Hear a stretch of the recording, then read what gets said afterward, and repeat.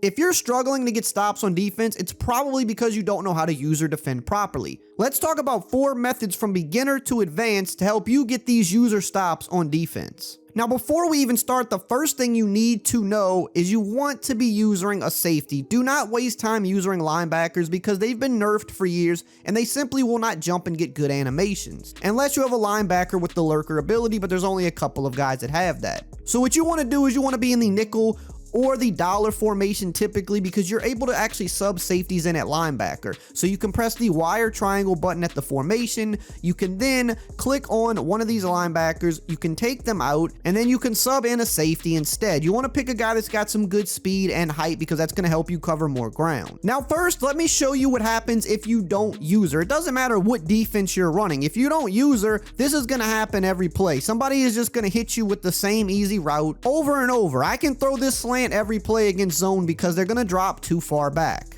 And even if you use tactics like shading your defense down, which is really good, sometimes even that is going to allow guys to get open. It's just going to be a little bit tighter coverage. And most Madden players simply want to just throw the same route over and over. So if you can take away that one route, you're going to get stops every time. So let's talk about the first user method, which is a super beginner method, and it's just simply strafing in front of the underneath route that your opponent wants to throw. So if your opponent wants to throw the same slant or the same drag route over and over, basically what you do with this method is you hold the left trigger or the L2 button on your user defender safety, but you want to kind of stay in your zone. So if your zone is this area right here, you don't want to leave it. You want to just kind of sit here, and then when something comes into your zone, you want to just kind of run side to side with it just to take it away long enough for your pass rush to get in. If I just sit here and wait for the slant to come and then I move my joystick to stay with it, that's going to make my opponent have to hold the ball. Or if he decides to throw it, I will be here to press the Y or triangle button and get an interception. Make sure you time the Y or triangle button right as the ball gets there. Here we're going to look at a different play. So let's say they're just trying to throw this tight end drag or this shallow cross over and over. Again,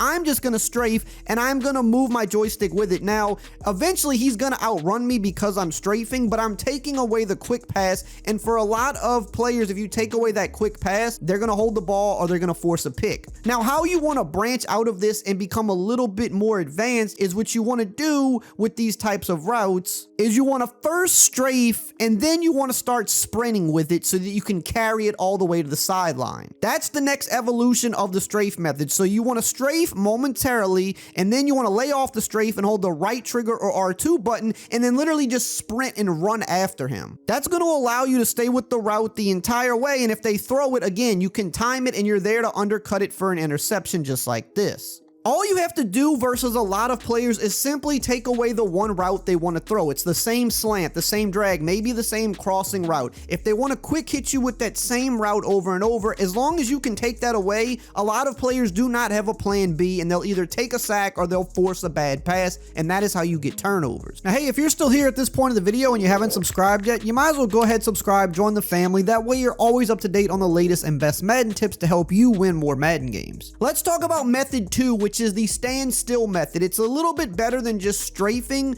and it's more of a guessing game. So basically what you want to do at the start of a play is you want to, again, be on that middle guy that's a safety, and you literally just want to kind of stand still for a split second. You still want to strafe with the L2 or LT button, but basically you want to kind of assess the play, and then you want to make a beeline for a certain route. This is more of a guessing game, and it can really fool opponents. So instead of just strafing along with the route, I'm just going to stand still and then immediately start running with one random route that I see developing. This gives me a split second to kind of diagnose the play and then just immediately run with something, and that's going to make it hard for my opponent to know where to throw. A good opponent is going to try to watch and see where you're using and then try to go to a next read. But if you're just standing still for that split second and he has no clue where you're going to go, it becomes a guessing game. And if you do this every play, eventually he's going to guess wrong and you're going to get a pick. So here for this example, I'm going to stand still and then I see B, I'm going to just run with B. And if he decided to go to B, I was there to defend it. Now let's say he keeps running the same play and I keep guessing the B route and I keep running with that B route over the middle.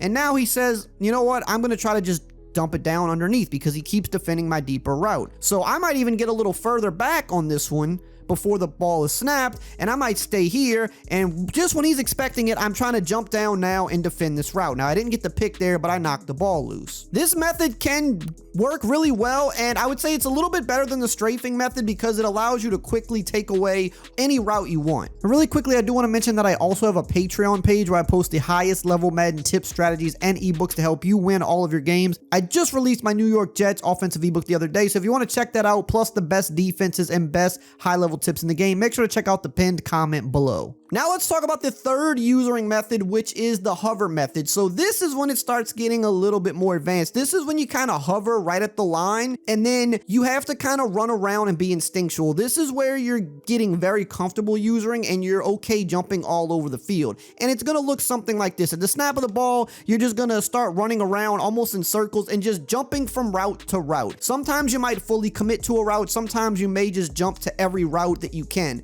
And while you're going to leave some people open doing this, they're not going to ever know where you're going to be. And this is another kind of level of upping the guessing game. You can't cover every route at once, but if your opponent has no clue where you're going to be, it makes it that much harder for them to deliver a pass. Not only do they have to watch their own routes develop and go through their progressions, but they have to assume where you're going to be. You don't know where I'm going to be on any given point if I just keep going back and forth, and at some point in the play, I may just stick with one receiver if I see him going deep. For example, here in the play verticals, I'm going to hover, I might take A, but then I see B, and I might just stick with B for the whole play now. I might not ever jump back to anybody else. But in some plays, I might jump between 2 and 3 guys, and they just have no clue where I'm going to be. This is also why you always want to be usering in the middle of the field. For example, here, let's go to a cover 3. Maybe somebody keeps throwing to the flats and you're like, you know what, I'm going to get out here and I'm going to just cover the flat. You never want to do this because now the middle is always wide open. You never want to be usering on a sideline because the whole point of usering is you want to make it to where they have no clue where you're going to be. If they see that you're on the sideline, if you're out here, they can just throw it over the middle all game because you'll never be able to get back to the middle. That's why, for example, if you're in a cover 3 style defense, a really good tactic is shading underneath, which is wire triangle and then down on the right stick, because now you're taking away the flats with the computer and then you're going to use her in the middle of the field. The one area of the field that most Madden players want to attack is the deep sidelines because it's the hardest to cover with deep corner routes, deep crossers, but those things take a little bit of time to develop. What your job to do on defense is take away the quick throws. You take away the flats by shading your zones down, or if you're playing man defense, the man defenders will run with the flat routes, and then your guy over the middle is the thing that makes your opponent try to eliminate the middle of the field, because if you're in the middle of the field, you're able to get to a lot of different spots, and you're making it very hard for your opponent to know exactly where you're gonna be. You don't want to be out here using the guy in the flat, because if a good opponent sees your user out here, they're just eliminating the right side of the field. They're saying, I'm not even thinking about the right side. I'm gonna now look at the middle and the left, because there's no possible way for your user to get from the right and try to bait back over the middle. It's too far away. So you want the computer to take away the quick pass to the flats, and then you over the middle, while you can't take away the entire middle yourself necessarily, you make the opponent have to guess exactly where you're gonna jump to. So in a way, mentally, you are kind of taking away the entire middle because he just doesn't know where you're gonna go. And this is why so many Madden players choose to attack the deep sideline, because it's hard to get from the middle to the deep sideline, and it's also harder to get the computer to cover the deep sideline. But you want them to take as long as possible to complete their pass, which are going to be deep sideline or deep post, because that gives your pressure time to come in and have them either have to throw the ball away, take a sack, or force a bad pass. You don't want to give up quick passes to the flats or over the middle, because that's how you struggle to get stops. So now that the flats are taking away and I'm bouncing all over the place, he doesn't know where I'm going. So he has to mentally guess, is he going with this guy? Is he going with that guy? I can't throw the flats are covered, and now the pass rush is coming in. Now the final usering method is just the circle method, which kind of takes the hovering method up another level. It's kind of really similar, but it's just, and the best way to describe this is you kind of always want to be moving in a circle, because that is what's going to allow you to cover a lot of different passing lanes at once. You honestly don't even have to be that advanced to do this. If you can just honestly just think of just running a circle. I'm going to A, I'm going to B, I'm circling back down to Y and X. That is how you cover a lot of passing lanes in the middle of the field. And again, if they guess right, yes, you're going to be beat. But let's say, you know, they see you circling this way and they're like, oh, I'm going to throw to B, but I'm circling back now and I'm getting in there to make a play on the ball. That is why the circle method works so well. Now, you don't want to just mindlessly run in a circle either. You kind of want to understand what routes could be on the field. If you're playing throughout the game, you see what your opponent's doing.